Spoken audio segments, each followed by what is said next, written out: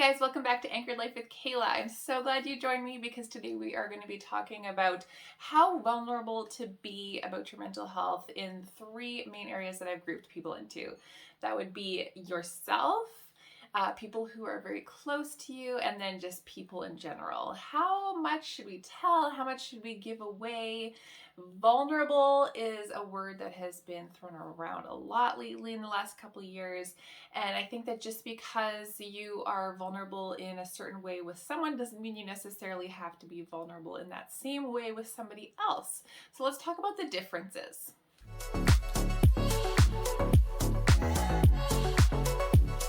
The first category we're going to look at as to how vulnerable we should be with them is actually ourselves. It's you.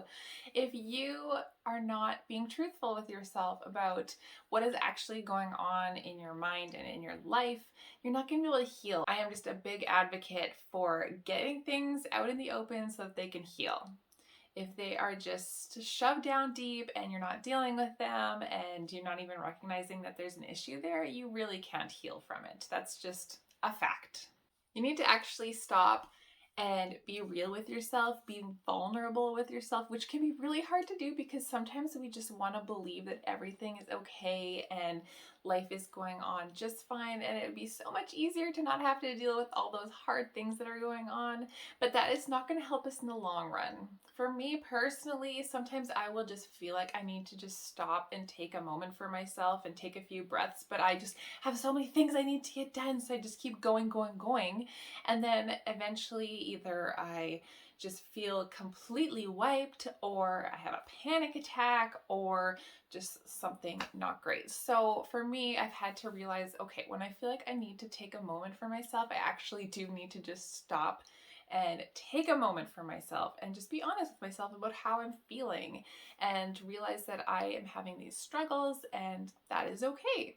Which leads me to my next point about this, is that you need to be kind to yourself as you work through things and as you're honest with yourself and as you work through issues. And don't try to do too much at once. Just pick one thing, go with that, because it is so overwhelming to try and fix all of your life's problems all at once. So pick one thing, go from there, be kind to yourself. One thing that my counselor taught me is just to use like healing touch for yourself. So whether you're just kind of like holding your cheeks or just kind of like rubbing your hands or your arms. For me, I personally like to just put my hands on my belly because I often feel a lot of tension there. So just feeling that human touch, even though it's just your own, is going to be able to help you just to relax and to feel comforted, and you're just being kind to yourself, showing yourself some kindness. I also recommend like actually telling yourself it's okay. This is going to be okay. This is my problem here, but it's going to be okay. We're going to work on it and fix it, and things are going to get better. Like actually talk to yourself and tell yourself what you need to hear. Not in a way that you're lying about the situation, but just be an encouragement to yourself. So all that to say, you need to be real with yourself. Otherwise, things aren't going to change and things aren't going to get better. Okay, what about with people who are close to you, your family, your friends? Like, how vulnerable should you be with those people? The thing for me is that I look at a person, and does this person have my back? Have they proven themselves to legitimately care about me, and they are not going to run around and say things about me that I don't want them to talk about?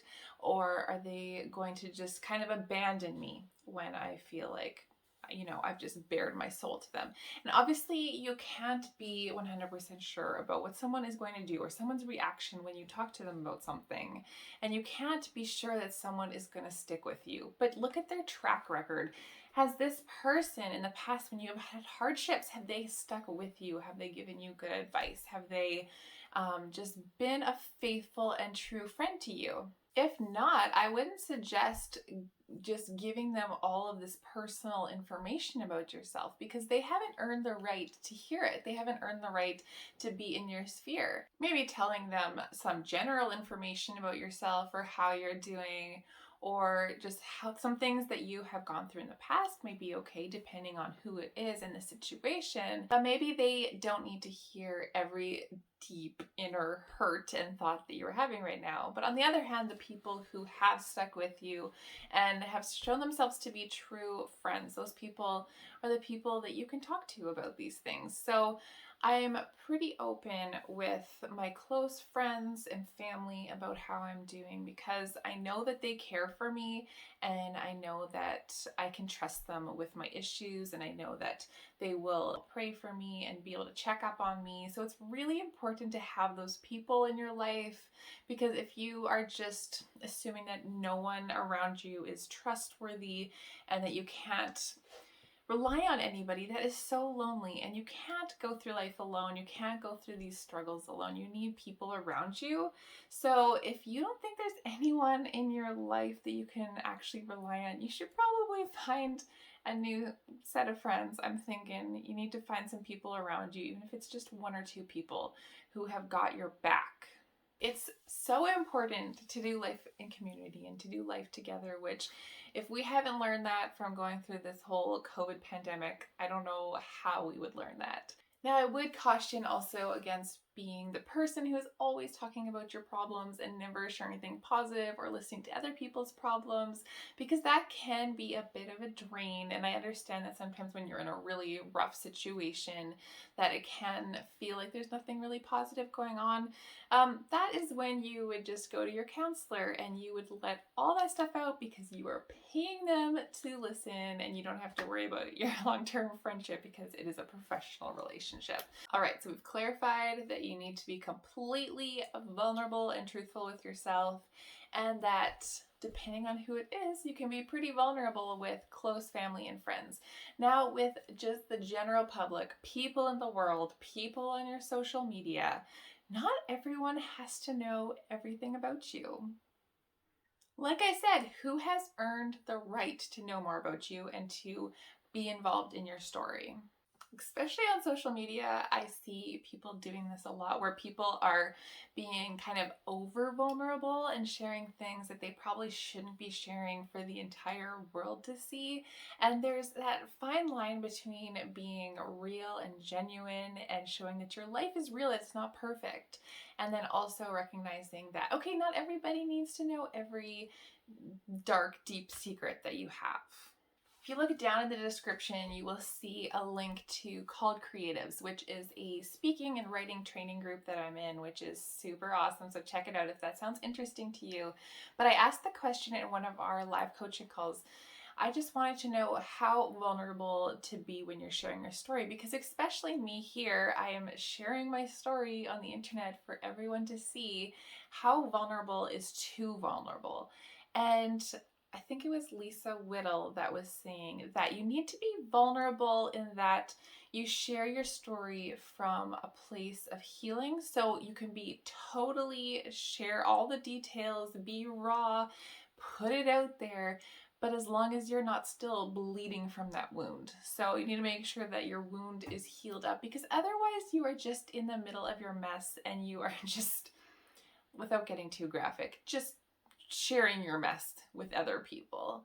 So if you have been able to work through your issue and kind of come to a better place where you've learned from it and you've grown and you've been able to see improvement in your life, that's when you can go, you know what, guys, this is what helped me. This is what I have been through. Hopefully it helps you as well, instead of just being in that dark place and kind of wallowing in it and dragging other people in. So hopefully that makes sense to you.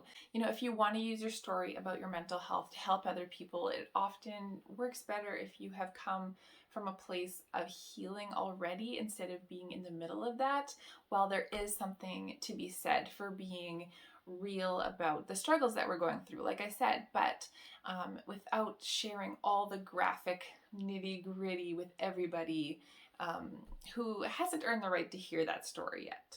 I was really struggling with my anxiety when I was applying for jobs a couple years ago, and I was kind of wondering, like, do I need to tell future employers that I'm having this issue? Do I need to tell them that I take medication for my mental health? Like, what's the kind of rule here? And personally, I just have come to this place where, you know what, I don't think it's really their business unless it actually affects your work. Sometimes you might need some special adjustments made for you, or people to kind of cut you some slack every now and again if you're struggling because of your mental health. But you know, if it's not impacting your work, I don't think it's anyone else's business that they need to know. So that's kind of how I've gone with it. Obviously, they could be watching this video. What I hope you have gotten from this is that no matter who you're talking to about your mental health, just first of all, who are you talking to? Have they earned the right to hear your story? While also balancing the fact that you want to be real and you want to be genuine with people, and you don't want to put on this facade pretending that your life is perfect, because it's not. Just make sure that you are getting help for your mental health if that is something that you are struggling with right now. I do have a video actually on how to choose a great counselor for you, so make sure you check out that video after this if that is something that you are looking into. Just some helpful tips. I hope you found this video helpful, and if you did, just hit that like button, subscribe to my channel if you haven't already. I'm just trying to break down the whole stigma of mental health just one video at a time, and trying to hopefully encourage you and help you along the way. So I release new videos each Friday, so hit that notification bell if you want to be alerted when new videos come out, and we will see you soon.